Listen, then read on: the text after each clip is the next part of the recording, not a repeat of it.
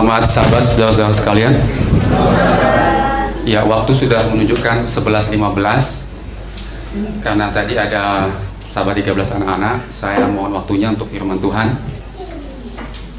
Sebagaimana Rasul Paulus, walaupun dia banyak gangguan di dalam perjalanan iman kerohaniannya, saya memohon bila nanti ada gangguan di sekeliling kita, termasuk suara dari tetangga kita, marilah kita seperti Paulus, di dalam setiap kesusahan dan di dalam setiap gangguan, dia selalu membaktikan hidupnya untuk siapa?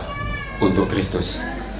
Baik, pada saat ini kita akan mempelajari firman Tuhan dengan judul Hari Penghakiman.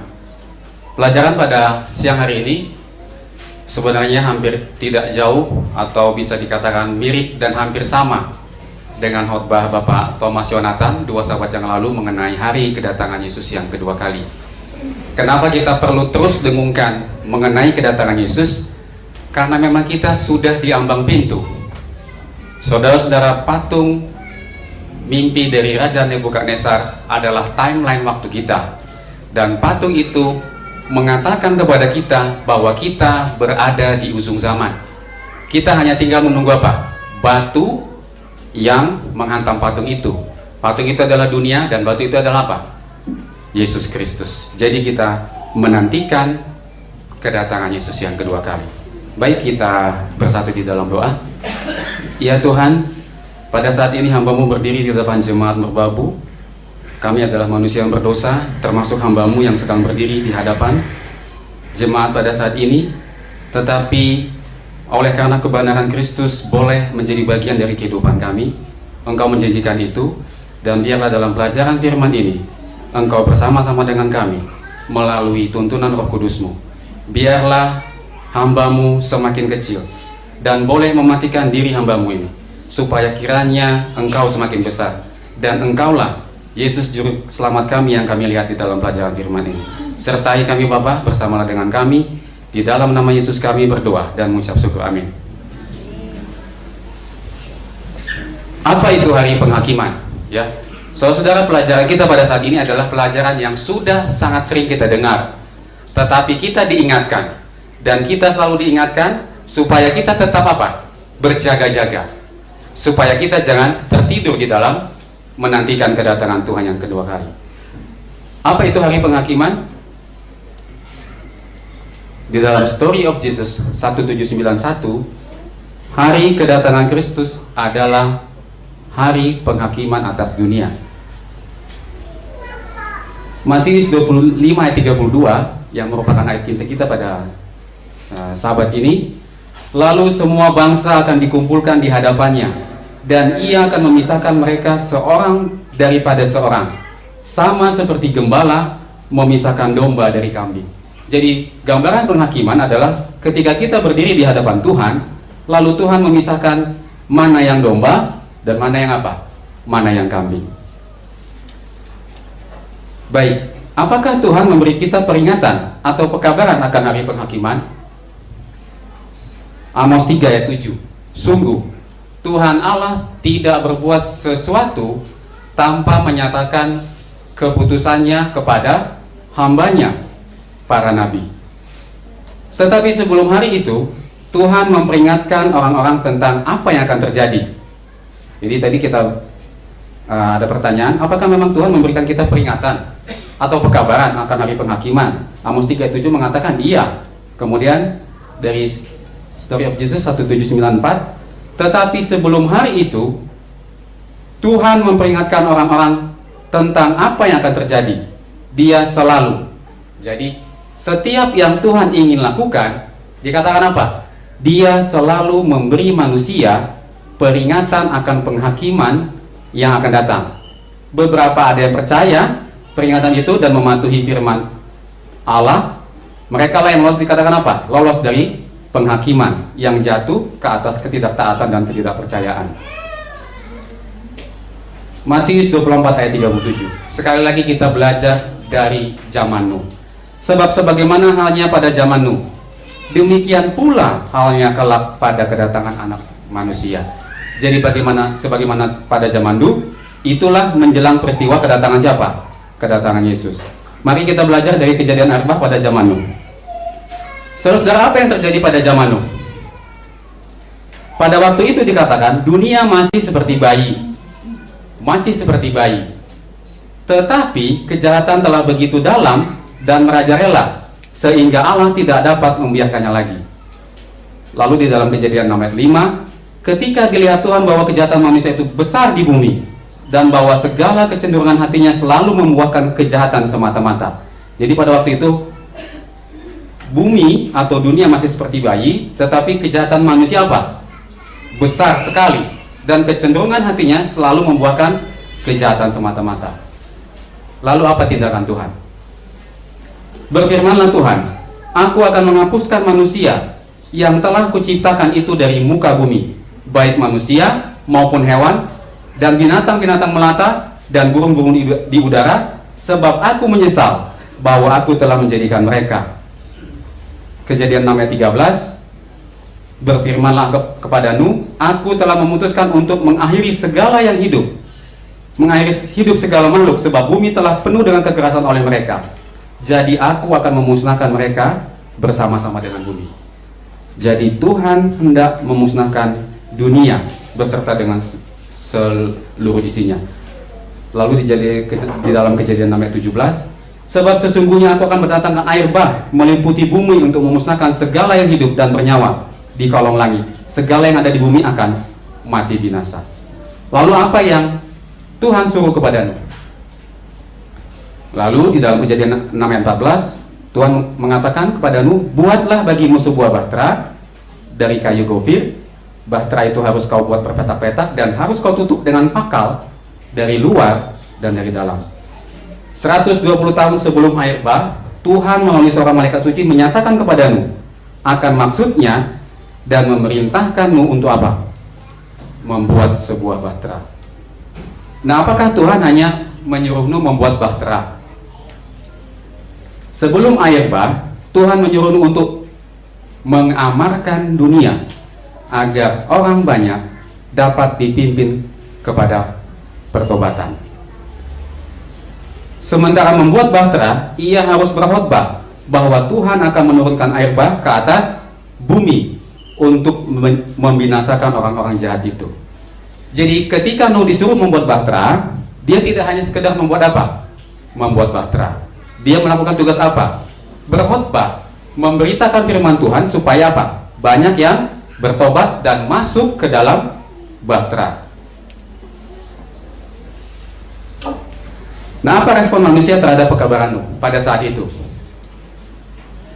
Orang-orang besar, orang-orang dunia yang terhormat dan bijaksana mengulangi hal yang sama. Ancaman Allah, kata mereka, adalah sekedar untuk menakut-nakuti dan tidak pernah akan menjadi kenyataan. Engkau tidak perlu panik. Ini kata orang-orang besar pada saat itu, pada saat zaman Nuh. Kejadian-kejadian seperti itu dikatakan mereka masih kehancuran dunia oleh Allah yang telah menciptakannya, dan hukuman terhadap makhluk-makhluk yang telah dijadikannya tidak akan pernah terjadi. Tenang-tenang saja dan jangan takut. Mereka mengatakan apa? Nuh adalah seorang yang fanatik. Itu di dalam Sejarah Para Nabi jilid 1 halaman 101. Dunia mengolok-olok kebodohan orang tua yang tertipu itu. Padahal Nuh sedang mengkhotbahkan pekabaran firman Tuhan, mengajak manusia pada saat itu apa? Untuk bertobat. Gantinya merendahkan diri di hadapan Allah, mereka terus hidup dalam pelanggaran dan kejahatan. Saya ingatkan tadi ayat yang di depan bahwa zaman Nuh itu sama dengan zaman menjelang kedatangan yang kedua kali. Nah, mengapa dunia tidak percaya kepada pekabaran Nuh? Dikatakan dunia sebelum air bah berpendapat bahwa berabad-abad lamanya hukum Allah telah ditetapkan, musim datang silih berganti menurut gilirannya yang teratur. Hingga saat itu, pada saat zaman Nuh, belum pernah turun hujan.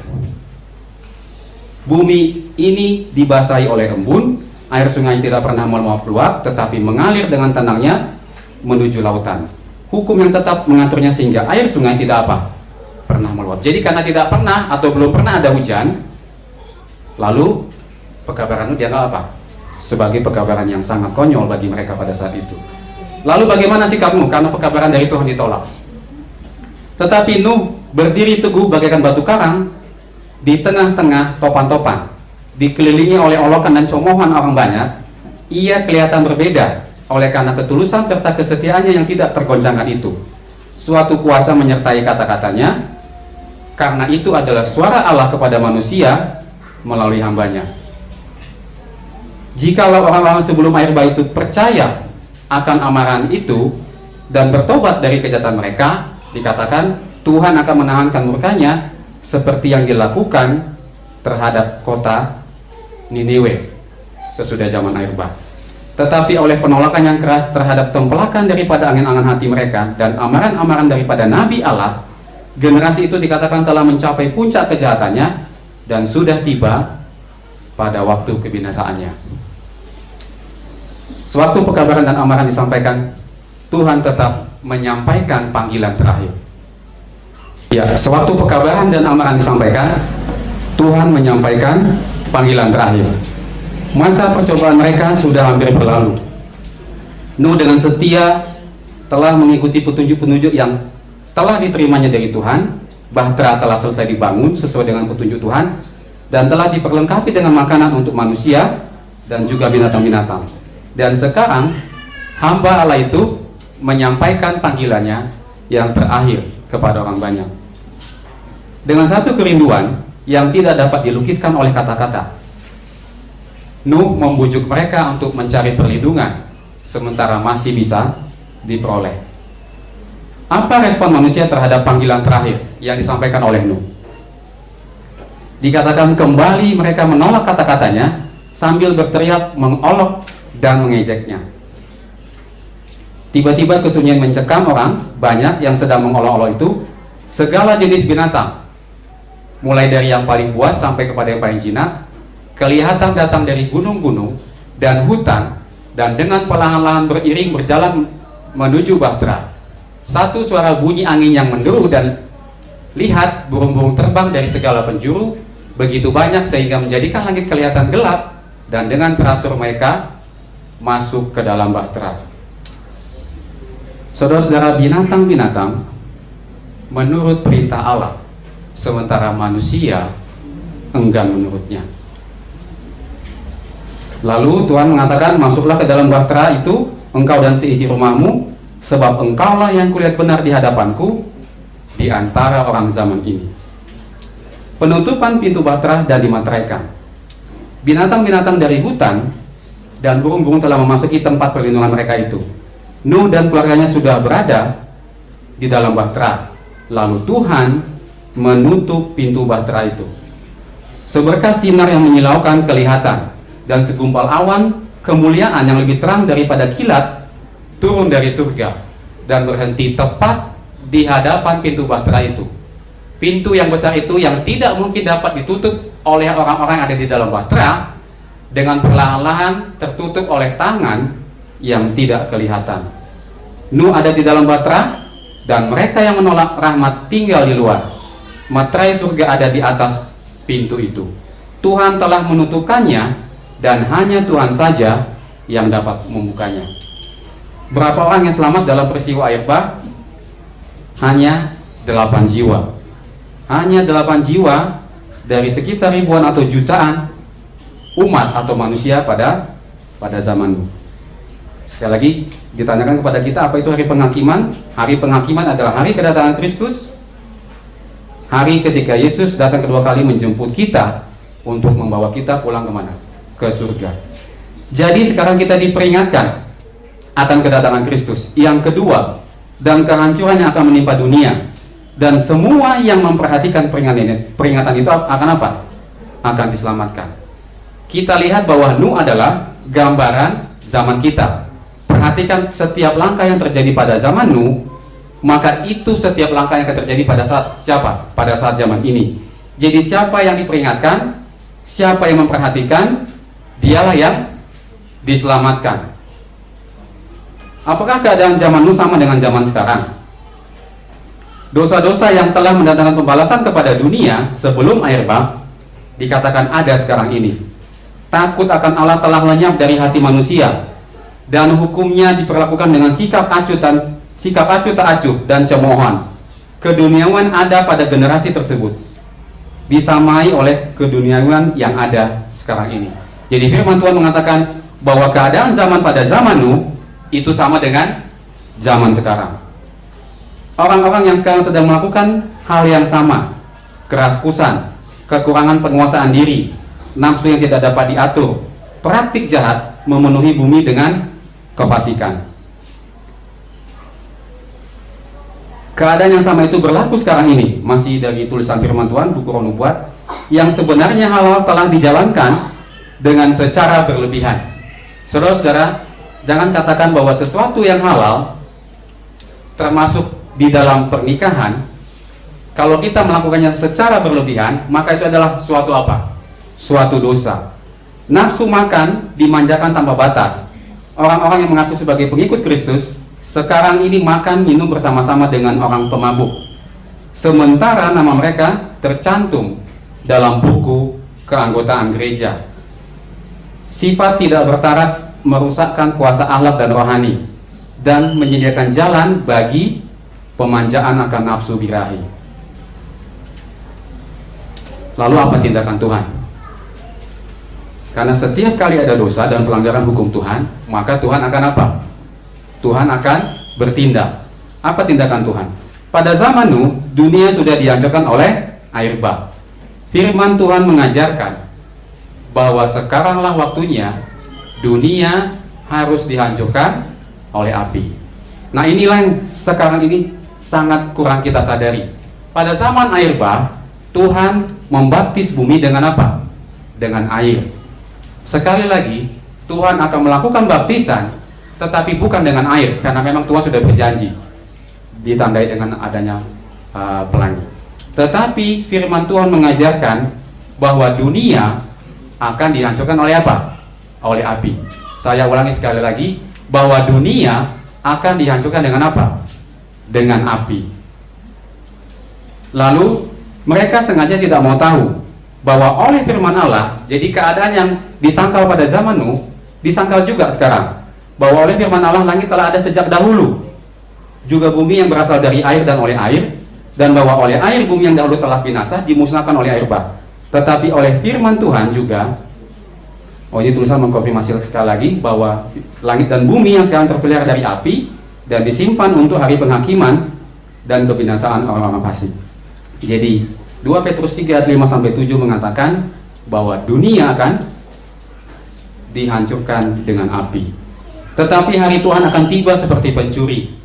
Pada hari itu langit akan lenyap dengan gemuruh yang dahsyat, dan unsur-unsur dunia akan hangus dalam nyala api, dan bumi dan segala yang ada di atasnya akan hilang lenyap. Apakah reaksi dunia akan kehancuran oleh api? Jadi apa reaksi yang dikatakan oleh manusia-manusia ada di dunia? Apakah mereka mempunyai tanggapan yang sama pada waktu zaman air bah? Pada zaman Nuh, para ahli filsafat menyatakan bahwa tidak mungkin dunia ini dibinasakan oleh apa? Oleh air. Demikian pula sekarang ini. Ada orang-orang yang berilmu pengetahuan yang berusaha menunjukkan bahwa bumi ini tidak dapat dibinasakan oleh api. Bahwa hal ini tidak sejalan dengan hukum alam. Jadi pada waktu zaman air bah mereka menyangkal, sekarang pun mereka apa? Menyangkal. Yang menyangkal ini adalah orang-orang besar yang ada apa? Di dunia. Para ilmuwan, para ahli ilmu pengetahuan mengatakan tidak mungkin bumi ini dibinasakan oleh apa? Oleh api. Jadi apa yang kita rasakan dirasakan juga oleh orang-orang pada zaman Nuh. Kemudian pertanyaan berikutnya, kalau kita bandingkan dengan zaman Nuh, apakah Tuhan memberikan kita peringatan atau pekabaran akan hari penghakiman, yaitu tentang kedatangan Yesus yang kedua kali? Tadi Amos 3:7, Tuhan tidak pernah menyatakan keputusannya tidak pernah berbuat tanpa menyatakan keputusannya kepada siapa? Kepada hambanya para nabi. Lalu kalau pada zaman air bah Tuhan mengutus Nabi Nuh, lalu siapa yang Tuhan utus menyampaikan peringatan atau pekabaran zaman sekarang? Seperti Nuh pada zamannya, siapakah nabi yang dia utus menjelang akhir dunia ini? Nabi Ellen G. White. Apakah pekabaran Allah pada kita saat ini? Kita bandingkan dengan zaman Nuh, yaitu pekabaran 3 malaikat. Itu tertulis di dalam Wahyu 14 ayat 6 sampai 13. Semua pekabaran yang Ellen G. White berikan, sampaikan kepada kita pada saat ini adalah bagian dari pekabaran 3 malaikat. Ini sebagian dari pekabaran 3 malaikat. Banyak bagian-bagiannya sebenarnya membenarkan oleh iman, sabat, bait suci, kedatangan Yesus yang kedua kali, keadaan orang mati, roh nubuat, pertentangan besar, pekabaran tentang pendidikan, tentang reformasi kesehatan, penerbitan, pelayanan Injil, pakaian, musik, tentang hiburan. Begitu banyak pekabaran diberikan kepada siapa? Kepada kita. Semua pekabaran yang Ellen G. White sampaikan kepada kita saat ini adalah untuk mempersiapkan kita menantikan hari penghakiman, hari kedatangan Yesus yang kedua kali. Roh nubuat telah berulang kali mengatakan bahwa perintah-perintah Allah dan iman Yesus adalah pekabaran malaikat ketiga. Juga dikatakan bahwa kebenaran oleh iman sesungguhnya dan benar adalah pekabaran malaikat ketiga. Bukan hanya tulisan-tulisan ekstensif Ellen White tentang hukum, tentang sabat, kebenaran oleh iman, pertentangan besar dan topik yang lain secara langsung berkaitan dengan pekabaran malaikat ketiga, tetapi begitu pula komentarnya yang luas tentang pendidikan, kesehatan, penerbitan, dan pelayanan Injil. Ini tadi untuk menguatkan bagian-bagian dari bahwa seluruh pekabaran yang diberikan oleh Tuhan kepada kita melalui hambanya adalah untuk mempersiapkan kita kepada kedatangan Yesus yang kedua kali. Saya ambil beberapa kutipan yang mengatakan bahwa ini adalah bagian dari pekabaran 3 malaikat. Kepadaku telah ditunjukkan bahwa reformasi kesehatan itu adalah suatu cabang pekerjaan besar untuk mempersiapkan satu umat bagi kedatangan Tuhan. Itu berhubungan erat dengan pekabaran malaikat ketiga, sebagaimana lengan berhubungan dengan tubuh. Reformasi kesehatan adalah sebagian dari pekabaran malaikat ketiga. Reformasi kesehatan harus lebih menonjol dalam penyiaran pekabaran malaikat ketiga. Pesan dari malaikat pertama, malaikat kedua telah dibunyikan dalam pernyataan pekabaran Advent. Dan sekarang pekabaran dari malaikat ketiga mulai terdengar. Di bawah pekabaran ini, yaitu pekabaran malaikat ketiga, arti penting sabat hari ketujuh mulai jelas. Lalu apa respon manusia terhadap pekabaran Allah melalui Ellen G. White? Ini ada saya kutip ya, sebenarnya banyak. Saya ambil respon dari yang bukan Advent ya, contoh ya. Jadi kasihan sama orang-orang Advent yang dikadalin sama nabi palsu Ellen G. White. Lalu di bagian bawah ada kutipan atau statement dari orang lain bahwa Nabi Ellen G. White dikatakan nabi palsu atau nabi yang kurang waras atau dikatakan nabi yang gila adalah karena apa? Karena mereka mengatakan bahwa Alkitab tidak perlu lagi apa? Ditambahkan. Tulisan-tulisan Ellen White seolah-olah bagi mereka dikatakan apa?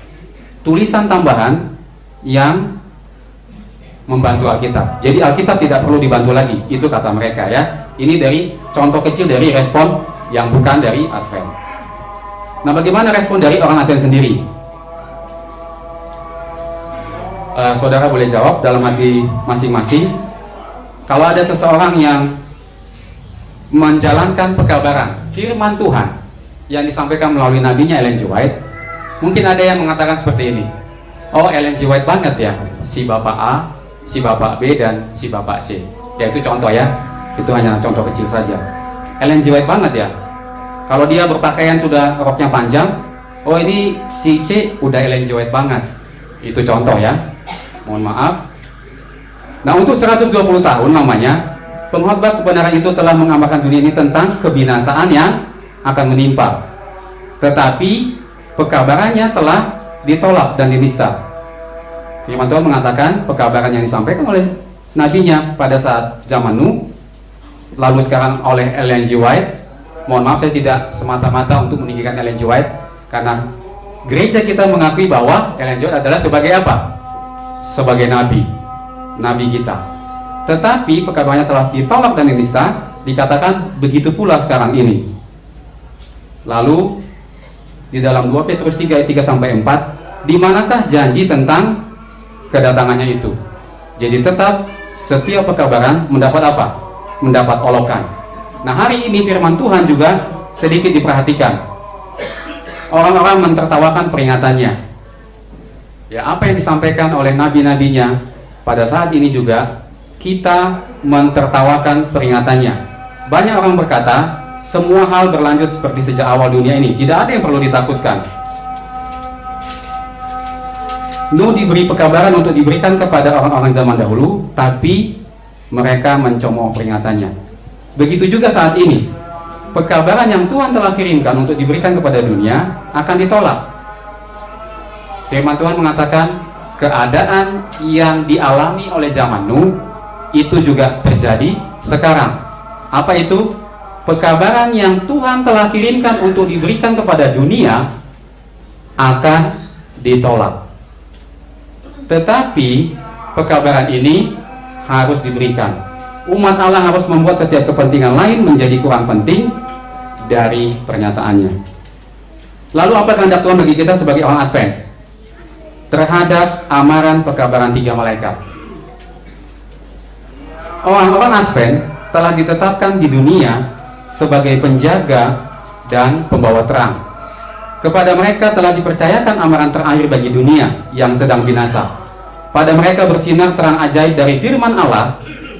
Mereka telah diberikan pekerjaan akan maksud yang paling hikmat. Jadi pekerjaan kita apa? Mengumumkan pekabaran pertama, mengumumkan pekabaran kedua, dan mengumumkan pekabaran ketiga. Tidak ada pekerjaan lain yang begitu sangat penting pada saat ini. Kita harus tidak mengizinkan hal-hal lain apa? Memikat perhatian kita. Jadi orang-orang Advent harus fokus kepada apa? Pekabaran 3 malaikat. Apa itu pekabaran 3 malaikat? Itu bagian yang terpisah dari pembahasan pada saat ini, karena kita telah berulang kali mendengar pekabaran atau firman Tuhan mengenai pekabaran 3 malaikat. Apa yang harus kita lakukan sambil menantikan kedatangan Yesus yang kedua kali? Jadi pada waktu Nuh disuruh membangun bahtera, Nuh mengabarkan apa? Mengamarkan kepada orang pada zamannya. Lalu apa paralelnya dengan kita? Apa yang harus kita lakukan sambil menantikan kedatangan Yesus yang kedua kali? Sementara kita memperhatikan kedatangan Tuhan, kita harus bekerja dengan rajin. Mengetahui bahwa Dia ada di depan pintu, seharusnya menuntun kita untuk bekerja lebih sungguh-sungguh demi keselamatan sesama manusia kita. Sebagaimana Nuh memberikan peringatan dari Tuhan kepada orang-orang sebelum air bah, jadi semua yang mengerti firman Tuhan harus memberi peringatan kepada orang-orang saat ini. Jadi Tuhan menginginkan kita apa? Untuk memberi peringatan, sebagaimana Nuh pada waktu itu memberikan peringatan kepada orang lain. Mereka yang memperhatikan kedatangan Tuhan tidak menunggu dalam kemalasan. Harapan akan kedatangan Kristus adalah untuk membuat manusia takut akan penghakiman Allah atas pelanggaran. Itu untuk membangunkan mereka untuk pertobatan karena dosa-dosa mereka dalam melanggar perintah-perintahnya. Nah, sejak kapan dan sudah berapa lama pekabaran 3 malaikat dikabarkan? Kalau Nuh diberikan waktu 120 tahun, walaupun pada saat itu mereka tidak tahu waktunya 120 tahun. Itu karena sudah terjadi, maka Alkitab mencatat bahwa waktunya 120 tahun. Nah, sejak kapan dan sudah berapa lama pekabaran 3 malaikat dikabarkan atau dikumandangkan kepada kita? Sejak tahun 1844, jadi kurang lebih berapa? Kira-kira sudah 174 tahun. Tetapi Yesus belum datang. Sebagaimana bahtera sebagai sarana keselamatan pada waktu air bah, siapakah bahtera keselamatan kita pada akhir zaman? Ketika engkau diberitahu tentang baptisan yang mengerikan bukan air bah tetapi dari api, dan ketika engkau diundang untuk menyelamatkan diri bukan oleh bahtera pembebasan sementara. Jadi bahtera Nuh kalau pada saat sekarang ini itu adalah apa? Yesus Kristus, Juru Selamat Agung. Suara peringatan sekarang terdengar mengundang orang-orang untuk melarikan diri dan mencari perlindungan. Jadi pada saat itu, pada zaman Nuh mereka mencari perlindungan kemana? Ke dalam bahtera. Diajak masuk ke dalam apa? Ke dalam bahtera. Tetapi sekarang kita bukan pada bahtera, tetapi di dalam Yesus Kristus. Orang-orang benar, karena mereka melihat Kristus pada kedatangannya, akan berseru, sesungguhnya inilah Allah yang kita nanti-nantikan, supaya kita diselamatkan. Inilah Tuhan yang kita nanti-nantikan, marilah kita bersorak-sorak dan bersuka cita oleh karena keselamatan yang diadakannya. Sebagaimana Nuh diperintahkan Allah membangun bahtera sebagai sarana keselamatan. Apa yang Tuhan perintahkan kepada kita untuk kita bangun pada saat ini agar kita selamat? Jadi apa yang kita bangun? Kalau Nuh disuruh membangun bahtera, maka kepada kita setiap hari kita membangun tabiat. Mari kita membangun batu karang, Yesus Kristus. Landasan yang pasti ini akan berlaku bagi kita semua. Dalam bangunan tabiat kita, dikatakan kita harus membangun Kristus. Dia adalah fondasi yang pasti, sebuah fondasi yang tidak pernah bisa dipindahkan. Badai godaan dan cobaan tidak dapat memindahkan bangunan yang terpaut ke batu abadi. Jika kita gagal dalam pembangunan tabiat kita akan kehilangan hidup kekal. Kita harus membangun landasan yang benar. Kita harus melakukan pekerjaan Kristus dan terus-menerus memperhatikan dan berdoa. Kemudian kita akan siap untuk kedatangannya, disiapkan untuk menerima kehidupan kekal. Suatu tabiat yang dibangun sesuai dengan peta ilahi adalah satu-satunya harta yang dapat kita bawa dari dunia ini ke dunia yang akan datang. Jadi pekabaran 3 malaikat adalah pekabaran yang sudah Tuhan kirim kepada kita pada zaman ini, agar kita dapat membangun tabiat Kristus. Jadi semua pekabaran yang begitu banyak yang diberikan kepada kita, semua aspek sudah diberikan kekayaan firman Tuhan kepada kita. Itu adalah untuk apa? Membangun tabiat Kristus. Inilah alat keselamatan pada saat ini di dalam kehidupan kita. Kalau pada zaman Nuh itu adalah bahtera, tetapi pada saat ini adalah siapa? Tabiat Kristus. Lalu kemudian sebagaimana pintu bahtera Nuh ditutup sebelum air bah, pintu apakah yang nanti yang tertutup sebelum kedatangan Yesus yang kedua kali? Demikian pula apabila Kristus meninggalkan pekerjaannya sebagai perantara orang yang berdosa. Saudara-saudara, Yesus pada saat ini sedang ada di bait Allah, di bilik yang maha kudus. Pelajaran bait suci diberikan kepada kita, dan sejak tahun 1844 dikatakan bahwa Yesus sedang melakukan pemeriksaan penghakiman. Saat ini adalah hari pendamaian. Jadi ketika Yesus itu selesai pekerjaan pengantaraannya di bilik yang maha suci, ya, kita sadari bahwa waktunya sudah sangat semakin singkat. Sebelum kedatangannya di awan-awan, jadi ketika dia meninggalkan pekerjaannya sebagai perantara, maka pintu rahmat akan ditutup. Jadi ketika dia keluar dari bilik yang maha suci, itu berarti pintu kasihan sudah tertutup. Setiap kasus dari setiap kehidupan orang sudah apa? Sudah ditentukan. Bagaimana nasib saya itu sudah termeteraikan, tidak bisa lagi diganggu gugat. Sebagaimana bahtera sudah dimeteraikan, tangan Tuhan yang hanya bisa membuka. Tetapi nasib setiap orang ketika Yesus meninggalkan pekerjaannya sebagai perantara di bilik yang maha suci, maka pintu rahmat telah tertutup.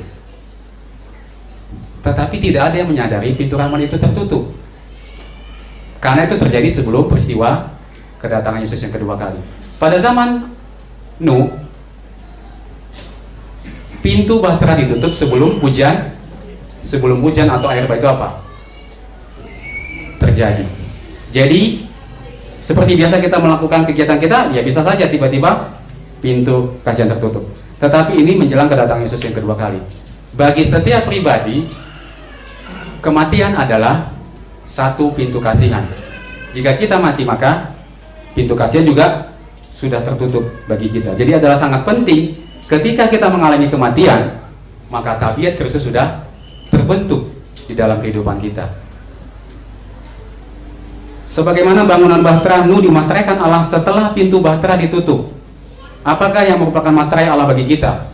Dalam bangunan tabiat kita saat pintu kasihan atau pintu rahmat ditutup. Jadi apa materai kita pada saat ini? Materai Tuhan yang hidup ditempatkan pada mereka yang secara sadar memelihara hari Sabat Tuhan. Jadi hari Sabat adalah materai kita pada saat ini. Mereka yang memiliki materai Tuhan di dalam mereka harus menjaga hari Sabat dari perintah keempat. Sabat dari perintah keempat adalah materai Tuhan yang hidup. Ini menunjuk pada Tuhan sebagai pencipta dan merupakan tanda otoritas yang sah atas makhluk yang telah Dia ciptakan. Tetapi tidak semua yang mengaku menguduskan hari Sabat akan dimeteraikan. Saudara-saudara, mari kita baca kalimatnya sekali lagi. Tidak semua yang mengaku menguduskan hari Sabat akan dimeteraikan. Kenapa? Ya, karena tidak sesuai dengan iman dan perbuatan. Kalimat di bawahnya menjelaskan, bahkan ada banyak di antara mereka yang mengajarkan kebenaran kepada orang lain yang tidak akan menerima materai Tuhan di dalam mereka. Mereka memiliki terang kebenaran, mereka tahu kehendak guru mereka, mereka memahami setiap poin dari iman, tetapi perbuatan mereka tidak sesuai. Karena kita tidak tahu waktu pasti kedatangannya, kita diperintahkan untuk apa? Berjaga-jaga. Berbahagialah hamba-hamba yang didapati tuannya, berjaga-jaga ketika ia datang.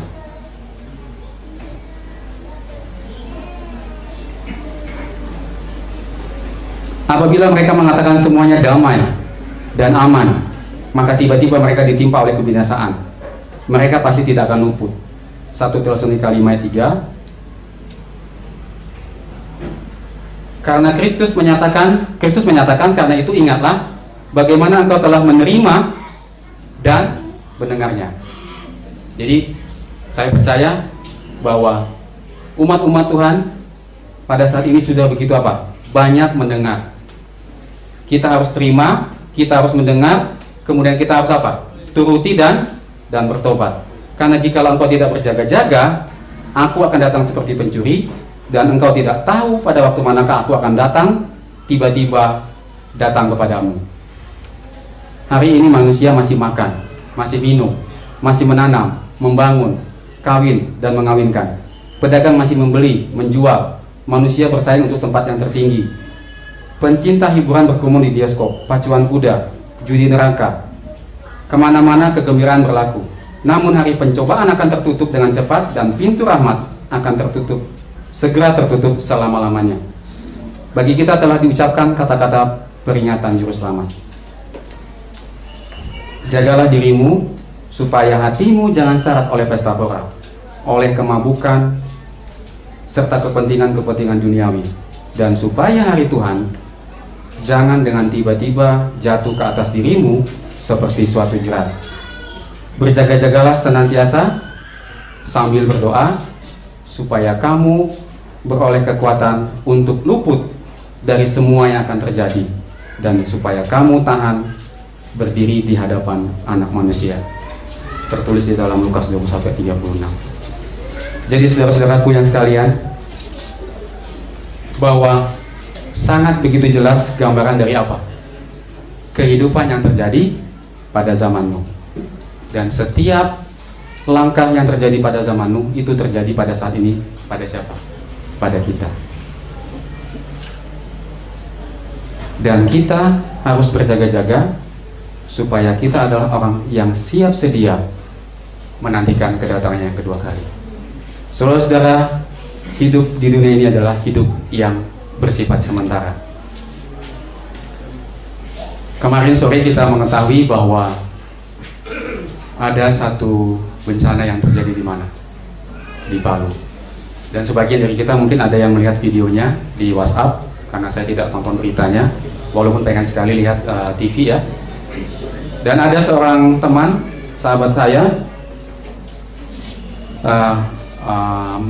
memberikan WhatsApp pada Jumat petang kemarin, tolong doakan keluarga kami, bahwa keluarga kami pada saat ini sedang dilanda gempa bumi dan ada peringatan tsunami, dan dia melihat air laut sedang naik, dan pada saat berita itu diberikan, dia sedang dalam naik perjalanan kemana? Ke atas gunung. Jadi kalau kita melihat video itu, saya rasa apapun yang kita miliki pada saat ini, baik ya ada mobil Fortuner di situ ya, ada mobil Fortuner, dan apapun yang kita miliki tidak ada lagi apa? Tidak ada lagi artinya. Itu adalah seperti sampah bila mana hari Tuhan datang. Saudara-saudara, kejadian itu sudah membuat kita apa? Merasakan kengerian dari apa? Dari bencana. Dan bencana menjelang kedatangan Tuhan yang kedua kali itu adalah lebih besar dan lebih dahsyat kekuatannya dari yang kita lihat di dunia ini. Dan bagi yang sudah berjalan bersama Kristus, apapun yang terjadi, baik itu bencana, karena bencana bagi orang-orang yang mengikut Kristus itu adalah suatu tanda bahwa Yesus sudah apa? Sudah sangat dekat kedatangannya. Dan sebagaimana Rasul Paulus, apapun bencana yang dia hadapi, kita belajar tadi pelajaran sekolah sahabat bahwa kapalnya juga mengalami karam. Kita lihat bagaimana perjuangan Paulus, apapun keadaan yang terjadi, dia tidak lagi takut apa? Dia tidak takut lagi mati. Jadi kalau tabiat Kristus itu sudah sempurna terbentuk di dalam kehidupan kita, maka keadaan dunia tidak lagi membuat kita apa? Khawatir. Karena kita mengenal apa? Mengenal suara gembala yang agung. Yesus Kristus adalah gembala dan kita adalah domba-dombanya, dan sebagai dombanya kita mengenal apa? Mengenal suaranya. Baik saudara-saudara, sebagai ayat penutup, mohon maaf, boleh kita baca 2 Petrus 3 ayat 9 sampai 14. Ini ayat penutup. Saya ingin kita membaca bergantian. Saya tutup dengan ayat ini. 2 Petrus 3 ayat 9 sampai 14. Saya ayat 9, jemaat ayat 10. Saya ayat 11, jemaat ayat 12. Saya ayat 13, kemudian ayat 14 ditutup dengan kita mengucapkan bersama-sama. 2 Petrus 3 ayat 9 sampai 14. Ayat 9, Tuhan tidak lalai menepati janjinya, sekalipun ada orang yang menganggapnya sebagai kelalaian. Tetapi ia sabar terhadap kamu, karena ia menghendaki supaya jangan ada yang binasa. Saudara-saudara, kehendak Tuhan adalah supaya jangan ada yang binasa, melainkan supaya semua orang berbalik dan bertobat. Jemaat ayat 10.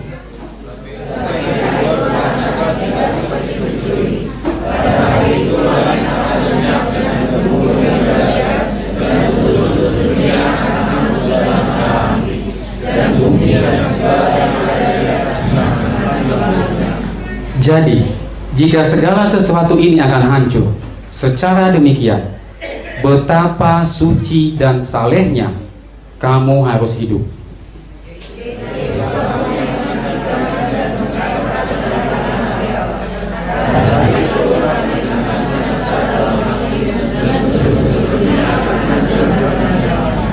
Tetapi sesuai dengan janjinya, kita menantikan langit yang baru dan bumi yang baru, di mana terdapat kebenaran. Sama-sama. Sebab itu saudara-saudaraku yang kekasih, sambil menantikan semuanya ini, kamu harus berusaha supaya kamu kedapatan tak bercacat dan tak bernoda di hadapannya dalam perdamaian dengan Dia. Di dalam nama Yesus Kristus Tuhan kita, saya sampaikan firman ini. Kiranya Tuhan selalu memberkati.